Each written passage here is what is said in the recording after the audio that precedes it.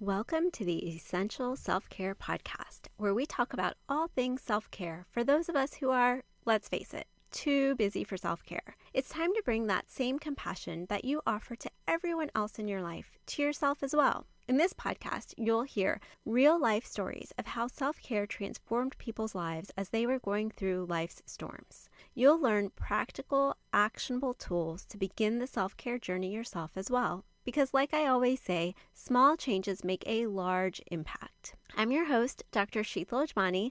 I'm a physician, best-selling author, and the founder of Radiant Living Institute. Through my signature program, Reclaim Your Radiance, you'll reclaim your worth, renew your energy, and restore your happiness in your life, career, and relationships. To get started, download your free guidebook, 6 simple yet powerful steps to create your radiant life at radiantlivinginstitute.com. Quick disclaimer before we get started, the information in this podcast is for educational purposes only and is not medical advice. Always seek the advice of your own medical practitioner and/or mental health provider about your specific situation. Now, let's get started. Today, I'm excited to welcome Angel Myers to the podcast. Angel Myers is a licensed marriage and family therapist with over 15 years of experience. She specializes in betrayal recovery, understanding the unique challenges that can arise from financial, emotional, and physical infidelity. Each step in her process while working with clients is geared towards meeting their unique needs so that she provides specialized help with proven practices for your relationship and family. Her mission is to help couples and families enhance the quality of their relationships. Welcome to the Essential Self-Care Podcast, Angel.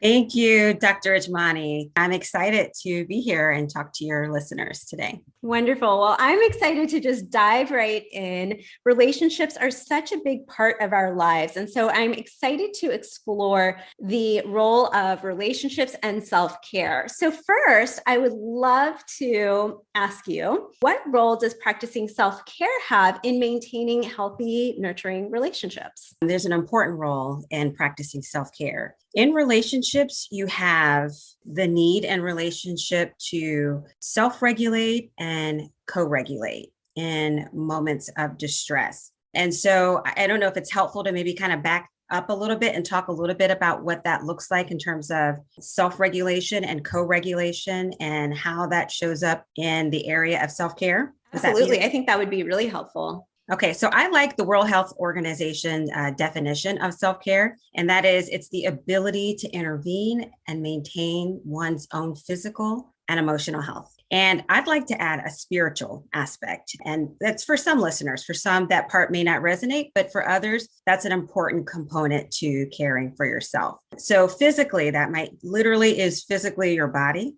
Emotionally, your emotions, your mood, and then the spiritual component, depending on where you are in your faith journey, that all of these aspects really make up one's need to manage, maintain, and in areas improve their need to care during moments of distress. Now, going back to that, you can do so with your own individual self-regulatory interventions and co-regulation. Now, the really neat thing about, and I come from a systems perspective. So at my practice, I utilize emotionally focused therapy, evidence-based approach to couples counseling. It's based on attachment theory. Most practice couples counseling or family counseling are coming from a systems perspective. Many, I'll say that. And so from a systems standpoint, the individual does not operate in a vacuum. And so their emotions and behaviors, they are connected. There's this interrelatedness between, the relationship with yourself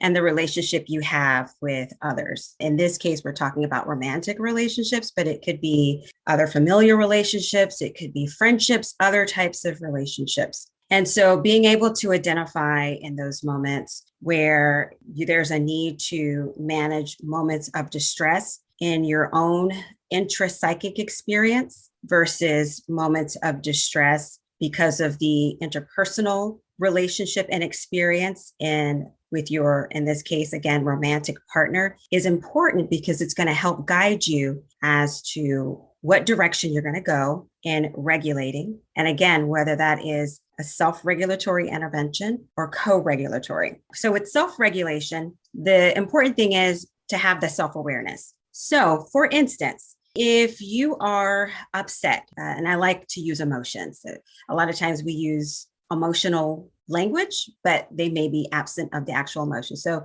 you're upset, but let's just say maybe you're sad or you're angry or you're anxious. There's something called emotional contagion, which is, I think, really neat. There's all kind of research out there on this. Basically, emotional contagion essentially says that social interactions can trigger emotional contagion.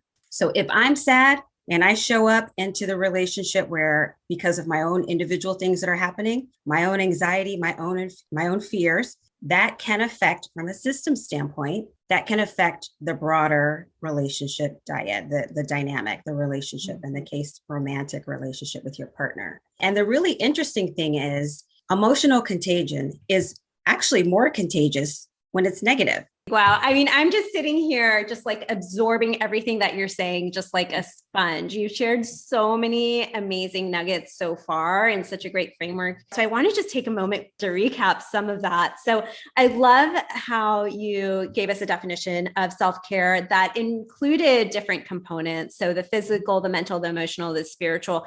I think it's just really helpful for anyone who's starting to look at their self-care to have a framework and to break it down into some of those components can be a really helpful guide for us to really look at, okay, how am I navigating or managing my self-care in the physical realm, the mental realm, the emotional realm, the spiritual realm. And then, as you were saying, also then noticing in those times of distress, which realm is being affected and how. Absolutely. So I think that's really helpful to then move into that area of self-regulation and co-regulation. And then also the idea that you brought up that in the system-based processes sees that as individuals, we are not living in a vacuum. And that's why I'm so excited to have you here, because our relationships play such a large part in our lives. And when there is distress or discord in our relationships, again, whether that's a romantic relationship,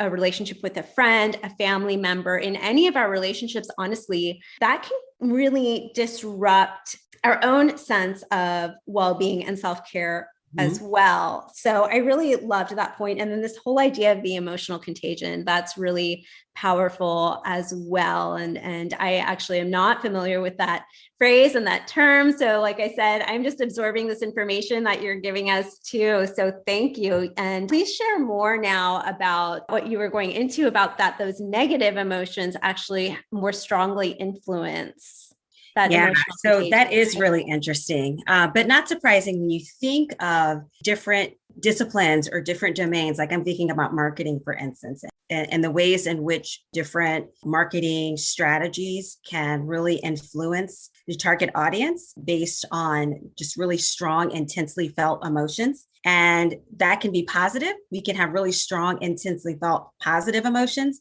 but just think back to some of our maybe less desirable experiences of our past and how vivid and how salient those thoughts and emotions and mood, how it changes just going back. And so we see some of this, and that's just an example in marketing. But for me, when I think about this, I think it's interesting how powerful our intensely felt emotions can be transferred to our partners, romantic partners, and other types of relationships. Yeah. It's interesting. What it's bringing to mind for me is I talk a lot about when I'm teaching meditation and mind body practices, I talk a lot about the negativity bias that we have that, in our, which is evolutionarily necessary. When we were back in our hunter-gatherer days, we needed to remember when we were out hunting where we saw that tiger. And so that is our negativity bias, where our brain as a survival mechanism keeps those negative thoughts, negative images, negative memories at the forefront of your brain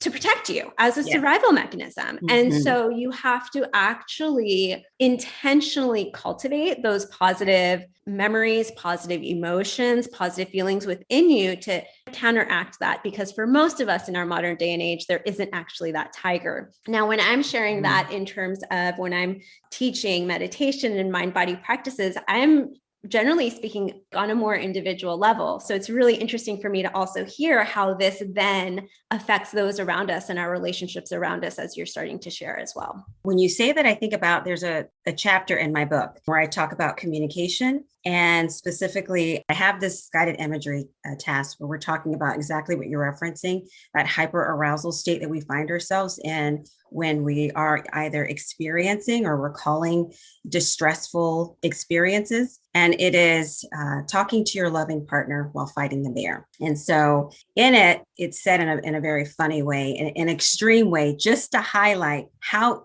we take, in these moments, opportunities to have very nuanced conversations with our partner while we are, so to speak, fighting the bear, where we're in that hyper arousal state, where we're having these negative thoughts. We're in a moment where we perceive impending threat, to your point, the tiger, right? But not literally in front of you, but your body, can't tell. Right. Your body still reacts in that way. Your body and your nervous system still reacts in that way. Absolutely. And so just imagine the challenges with communicating or attempting to co-regulate when you are actively in that hyper arousal state, and then add the piece of contagion and how that then affects the moment when you're in this case, communicating with your partner. So self-regulation is key, because it's important to know when you are dysregulated, when you are experiencing distress in the moment.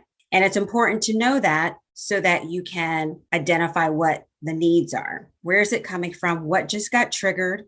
Get really curious. And sometimes it's hard to figure that out because our body's already neurosensing threat in the environment. Sometimes it might just be the tone that your partner used. It could be the language. Maybe it was just, we need to talk. And it took you back to the last time you heard those words. And we have all of these latent memories, if you will, when we are interacting, engaging our partners, and we're not always aware of what's negative for us. And so when those get activated in the moment, it may just bypass our cognition, but our body is physically already in that hyper arousal state. Maybe we're starting to sweat or our heart rate's increasing, or however you respond in those moments. And so getting curious about distress. Right now, I'm feeling uncomfortable in the pit of my stomach. Right now, I'm sweating a little bit more. I feel a heaviness on my chest or on my shoulders. Getting curious about your body and then physiology, what's happening, is a great place to start to determine, do I need to self-regulate? Do I need to care for myself right now? Where did that come from? What are my needs? And what do I need to do to care for myself? Is it emotional in nature? Is it physical? Sometimes we have physical conditions that then trigger emotional and that hyperarousal, a negative emotional states that can come up. So figuring out, is it an emotional need? Is it a physical need? Is it a spiritual need that you need to attend to? And then implement strategies that are going to help you to self-regulate so that you can show up as your best self in those moments to then co-regulate with your partner. Sue Johnson for EFT would call it turning towards one another. Drs. John and Julie Gottman for Gottman Method for Couples Counseling, another evidence-based approach for couples counseling, would call it making and accepting bids for connection. And so I love that. And I want to point out also that those triggers can be different for every individual as well. So also starting to recognize what those triggers are for you as an individual, and that I'd be interested to hear your insight on this. So I have a couple of thoughts in my mind. So I'm going to share both of them while they're both on my mind. But one of them is insight on, because those triggers may be different for each individual, then what is the role in communicating that to your partner once you realize that this certain phrase or this tone of voice is a trigger? And then my second part of this question is, because when you're already in that moment and in that state of hyperarousal, it may be in that moment very hard to, because your mind and your brain is in survival mode at that point. So it may be hard to kind of think clearly about what that next step should be. So how would you suggest to someone to even begin to notice those signs within their body and their emotions that they're starting to enter that hyperarousal state, so that then they can come up with a plan for what they will do when they notice them find themselves in that state again? For example, do you have your clients maybe practice with some sort of body awareness when they're not in that hyperarousal state? How do you approach that with your clients? So two parts to that question there. One is, the first one is communicating your triggers as you notice them with your partner. And then the second thought, how do you advise your clients to start to build that body awareness so that they can recognize when they're in that hyperarousal state and then create a plan to address that? Yeah, that's a great question. So I think the first piece is going to be identifying when you're in that hyperarousal state. So in my sessions with couples, we do body awareness, but we do it with some guided imagery to simulate and really get a sense of what their pattern tends to be when they're in distress. And so again, I use an extreme example so that they can really get creative in the different ways that they may respond on the spectrum when they experience that perceived threat in the moment. But you don't have to do that. Really just paying attention to when you feel discomfort. I like that word, distress and discomfort, because it's not giving it sadness. It's not giving it anger. Everybody's going to describe distress and discomfort differently. And so that uncomfortable feeling that shows up when you're driving, when you're talking to your partner, when you show up on the job, when you're just sitting down watching television, that uncomfortable feeling in your day-to-day is the first key, I'd say, range of emotions that can come up for an individual. Then follow that discomfort as if it were a trail leading you to the treasure. Really, it is your emotions, really understanding the emotions kind of give us key. And so once you identify the discomfort, that you are in a place of discomfort, figure out where is it coming from. So if you can't cognitively articulate it's coming from this really bad argument we had earlier today, or I got into an argument with my boss, and so I've just been carrying this, then divide it down, sift it down to its most finest element. And so what I like to say then, if you can't cognitively articulate, you're not aware, then where do you feel the discomfort physically, quite literally, head to toe? Where did it show up first? Is it in the gut, your chest? Is it this pinching in your back? Is it, for some people, they become very narrowly focused on the threat or the discomfort. And some, it's like a haze, it's confusion, it's just a lot of thoughts. Maybe it's ruminating. So physically tune in to where you are experiencing that discomfort. Or for some, that could be challenging. I have a perspective, there's no wrong door here. Check in with your emotions. Maybe it's discomfort and you can identify, I feel anxious. And usually when I feel anxious, it's because of, and then fill the blank in. And so you can either cognitively, you're aware, you can articulate, great, and then begin to re-engineer that, go backwards to see where that originated. If you need to do that physically, because you don't have the words to be able to articulate that, then by all means, that's another way to be able to do that, a great way to get started. Or if you have the language of emotion in the moment, then to do that. I don't know why I feel sad, but I'm going to start here. And I'm going to pay attention to when I started to feel sad. Wait a minute, I felt a shift earlier this morning when we got into an argument, and that's when I started to feel this discomfort now that I know is called sadness. I love that you shared that there's no wrong door here, yes, and that you gave us 3 different paths to begin to access that.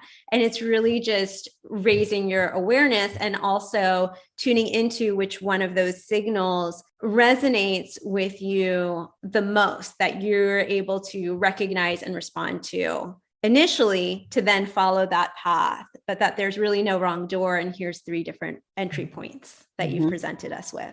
Absolutely. And so once you do that, now now you've demystified, now we've taken the guesswork out of this. And that is, I felt discomfort. Now I know why. And then the important thing is your next question, how do you convey that to your partner? Well, if you're in that hyperarousal state, now is not a good time to have these very nuanced conversations with our partner when we're, so to speak, on alert for the tiger, or as I call, fighting the bear. And so what do you do then? Well, prevention is really going to be key. So having these conversations before you get to it is important. So being curious, picking out when you are in moments of discomfort or distress throughout the day. Sometimes I encourage people to get a feeling chart, a wheel. You can go on the internet, you can purchase one, or however you choose to, but just get used to being able to pinpoint your emotions. Sometimes I hear from individuals that it's difficult to articulate exactly what I'm feeling. And we know that it's a human experience for us to have this wide range of emotional depth and experience depending on the circumstances. So it's not the lack of emotion, it's just sometimes the lack of the language to articulate that. So carry this feeling wheel in your chart. Don't have to make it hard. Just when you happen to go in your pocket for gum or money, pull it out. Oh, wait a minute, I do have this thing. And just pinpoint, what am I feeling right now? So if you have to start there, that's a great place to start. And then as you get to know yourself emotionally, physically, in these ways, then you can convey to your partner in conversation outside of moments of distress, this is how I tend to respond. So that's a preventative intervention. But what do you do in the moments when you're escalated? Right now, that may not be the ideal time to have a conversation. Quite literally, think about it. If you were to fight a bear, if you were to fight a tiger, or you were on alert simply, it's not time to do anything else but to stand guard, to protect yourself, right? And in this case, as we're talking about talking to your loving partner, there is a disconnect. Right. It's not a conducive state of just how your nervous system is in that moment to be conducive to effective communication. Absolutely. And so being able to have the conversation very briefly that can we come back to this issue? Because right now I recognize I am feeling, whatever the words that you want to do. I feel anxious right now. And it's not that you're making me anxious, right? Because we want to pay attention to the words we're using, even in those moments. And I'm not saying that you're the one who's doing this, but I'm just saying that right now I feel anxious. You're owning this. This is your emotion. And so I need a moment to calm down so that we can come back to one another. I'm sharing this, I'm thinking of an intervention in imago therapy, imago theory, intentional dialogue. And there are some specific steps that I like to use with couples that give them some language when they're wanting to calibrate sometimes the difficult conversations. And so, but anyway, you don't have to have that. You essentially can just know, identify, and then have the language to share with your partner. I love this. Thank you so much, Angel. This has just been such a powerful conversation. Relationships are a large part of all of our lives. I always say, no matter how much of an introvert you are, relationship is still a big part of your life because as humans, we are relational beings. Yes. And so you've given us such an excellent framework to start to look at our intrapersonal relationship with ourself and self-regulation and having that awareness on cognitive, physical, and emotional feeling realm, and how that plays a role in our interpersonal dynamics with co-regulating with our partner or loved one. And so this has just been such a powerful conversation. I would love for you to share, if someone is interested in learning more about your work, where can they find you? And I know that you have a book that you've been working on as well that I'm sure is just full of so much more additional helpful information. So if you could share more about that as well. Yes, it is. So you mentioned at the beginning that I work a lot with couples where there's been betrayal, infidelity, affair, cheating. You use the word, the spectrum. And so in working with couples, I had seen somewhat of a pattern of approach that I find to be very helpful for couples who are choosing to reconcile their relationship. And so for those couples, I wanted to have, and I a lot of times I get from couples, is there a book?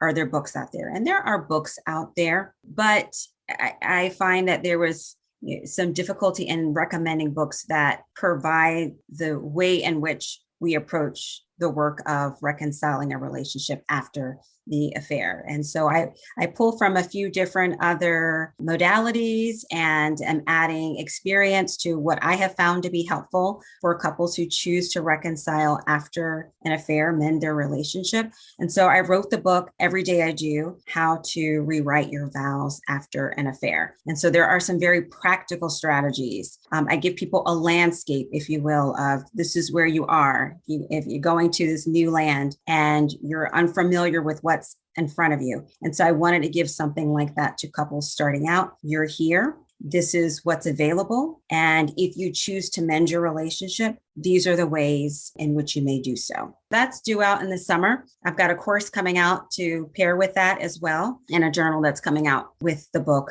also. for deeper reflection. So those things are due out in the summer. The course will be out in the next few weeks. If you're interested in more information, you want to contact me if you have questions, feel free to reach me at www.angelmarriageandfamily.com. Facebook, the same at Angel Marriage and Family, and the same for Instagram. Perfect. Wonderful. Thank you so much for sharing more about these valuable and practical resources that you have put together for couples. And I will be including all of those links in the show notes below. Thanks again for joining us today, Angel. Thank you. Thanks for listening. If you enjoyed this episode, be sure to subscribe, leave a positive review, and share this episode with someone you know. And remember, your free guide, 6 simple yet powerful steps to create your radiant life, is waiting for you at radiantlivinginstitute.com. Download it today.